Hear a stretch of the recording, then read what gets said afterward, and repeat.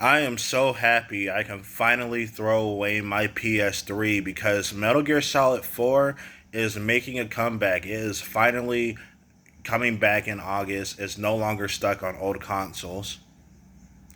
Actually, I'll still keep the PS3.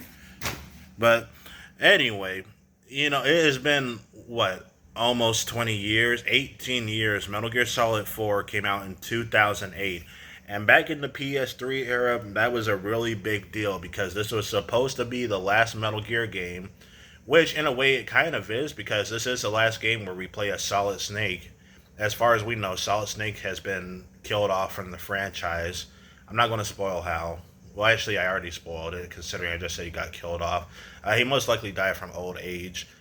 And another thing that was big about Metal Gear Solid 4 was that the graphics at the time looked incredible. IGN gave the game a 10 out of 10, which, people say that IGN was better back in the day.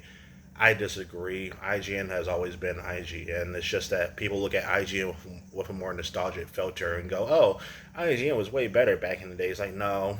I mean, Metal Gear Solid 4, I played it on my PS3 that I just threw, and it's a solid, it's a solid 8 out of 10 game.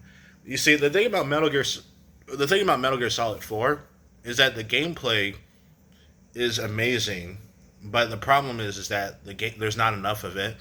There is not enough of the stealth gameplay in Metal Gear Solid 4, and yeah, yeah. I mean, if you speed through the game and know where to go, you can pretty much beat Metal Gear Solid 4 in about 3 hours. Like no joke. Um, the boss fights in the game they were cool. A lot of them were bullet sponges, but my favorite boss in the game was Crying Wolf because that boss fight kind of felt scary because it's a sniper battle, but you're doing a sniper fight with someone who can smell the player or smell Snake, and she can pretty much sneak up on him or shoot him from a far distance. It was a tense fight. The other boss fights in Metal Gear Solid 4 are fine. But yeah, when they say that the game has a lot of cutscenes, there's no joke about that. It is a very cutscene heavy game. If you skip the cutscenes in Metal Gear Solid 4 and you skip the dialogue, you're pretty much saving yourself like 3 or 4 hours. Again, it's not that long of a game, and it has a very fascinating concept when it comes to stealth as well. See, other Metal Gear Solid games, when you're sneaking around, there's really no conflict going on just yet. It's usually just guards on patrol. Metal Gear Solid 4 has that, but in the first two chapters of the game, you are sneaking through a battlefield, or depending on your playstyle, you can be more combative. You can actually help out the rebels, and it's a cool concept. Unfortunately, though, that concept disappears after chapter 3 comes up. Chapter 3, you're sneaking through a city, and a lot of fans of the game consider it to be the worst chapter because it's a tailing mission. It's a tailing mission, and then there's a forced action sequence. And forced action sequences in a stealth game are never cool at all. Uh, then there's Chapter 4, where it's a big nostalgia bomb. You're sneaking through Shadow Moses with, well, modern graphics at the time, and the music starts playing that was in Metal Gear Solid 1, and it's an awesome moment. Chapter 4, though, you're not fighting human enemies. You gotta deal with a bunch of robots called geckos, and while they're not exactly hard to deal with, they are very annoying to sneak around. I know there's a way to sneak around them, but with the mini gecko, the mini robot droids, I just end up shooting them. And then chapter 5 happens, and there's only one stealth section, but that stealth section has enemies on alert, so you might as well fight your way through it. And yeah, the gameplay is not that hard at all. I mean, you can pretty much recover health, you know, by just hiding. But there are so many cool details too, like how Snake gets starting to lose my voice. How Snake gets stressed during combat.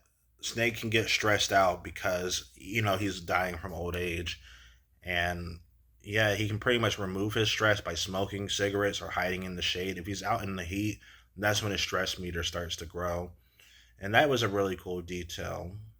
And one thing that was also kind of problematic with the gameplay is that you can't interrogate people for information. Not that you need to, but that was such a cool feature that you can do in Metal Gear Solid 3. In Metal Gear Solid 3, you can interrogate enemies for information, and I'm glad they brought that back in Metal Gear Solid Peace Walker and Metal Gear Solid 5. Metal Gear Solid Peace Walker is also making a comeback, and yep, that's awesome because that game is super important in order to understand the context of Metal Gear Solid 5. And the problem with Metal Gear Solid Peace Walker is that it originally came out on the PSP. Not many people had a PSP, especially during 2010. Like by that time, the PSP was pretty much losing its hype and popularity. The PSP was only really popular from 2005 or I believe 2006 up to around 2008. By the time 2010 came, a lot of portable gamers moved on to the DS, you know. So that happened. Overall, I'm just happy to see Metal Gear Solid 4 make a comeback. It is a flawed game. It's not my favorite Metal Gear Solid, but yeah, you know, I sorry for repeating myself. I'm just genuinely happy. And from what I've seen in the trailers, Metal Gear Solid 4's gameplay, it basically looks like the same as the original game, but with a better frame rate. You see, the problem with the original Metal Gear Solid 4 or the PS3 in general is that this thing was like a massive hot box. This console was infamous for having horrible frame rates and overheating at times. Like, say what you want about the modern consoles, at least the modern consoles have more variety of games compared to the PS3, which was not only more limited, but it, had a horrible frame rate. I can tolerate a consistent 30 FPS, but I'm always gonna prefer 60 FPS. That's why when I play the Batman Arkham games, I play them at 60 FPS instead of on my console because on console they're still stuck at 30 FPS for some reason. Uh, um. Anyway, yeah, I remember when the Bayonetta came out, and compared to the other consoles and PC, Bayonetta was horrible on PS3. But back to Metal Gear Solid 4. Metal Gear Solid 4 is making a comeback, and that's awesome. Um, where would I rank it amongst my favorites? Well, let's see. I like it more than Metal Gear Solid 1 because while Metal Gear Solid 1 has a better story, Metal Gear Solid 1 also has worse gameplay. Metal Gear Solid 2, oh man. I think Metal Gear Solid 2 and 4 are tied for me. At the end of the day, my favorite Metal Gear Solid game is always 3 and maybe Metal Gear Solid 5. I know Metal Gear Solid 5 has a bad, incomplete story with horrible writing moments, but the gameplay and graphics are so amazing that I don't care. At the end of the day, I do play video games for the gameplay. Metal Gear Solid 4 story. Some people think that the game is like the second coming of Christ and is super relevant, which, good for them. I don't really think Metal Gear Solid 4 is all that unique or original story wise. And other people think that Metal Gear Solid 4 is like the second coming of Hitler. They think it's the worst game ever. They think that Kojima is a hack, all that kind of stuff. And when I played Metal Gear Solid 4 again this year, I thought the story was, it was all right. It wasn't really that great, but it also wasn't bad either. It had some very strong moments. I will say this is definitely the saddest Metal Gear Solid game because Kojima, I believe, from what I've heard on internet rumors, Kojima was just tired and worn out from having to make all these Metal Gear games. He wanted to stop after Metal Gear Solid 2, but the thing is, Metal Gear Solid 2 ends on a cliffhanger, kind of. Because at the end of Metal Gear Solid 2, the character Ocelot, who caused so much chaos and trouble, ends up getting away. Then we got Metal Gear Solid 3, that was a prequel, so there was still a lot of stuff unresolved. And Metal Gear Solid 4, that was the one that was supposed to wrap everything up, where Ocelot finally gets his comeuppance or liquid. But yeah, yeah. And the execution, there were some really good moments and there's some really dumb moments. I think the worst moment in Metal Gear Solid 4, in my opinion, was how they did Meryl.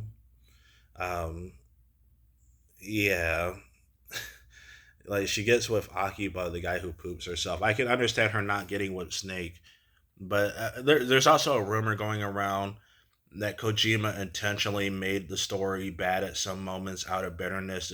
Because here's the thing about Metal Gear Solid 4: it's a fan service game, but there's also some anti fan service moments as well, like Snake being old, miserable, and dying.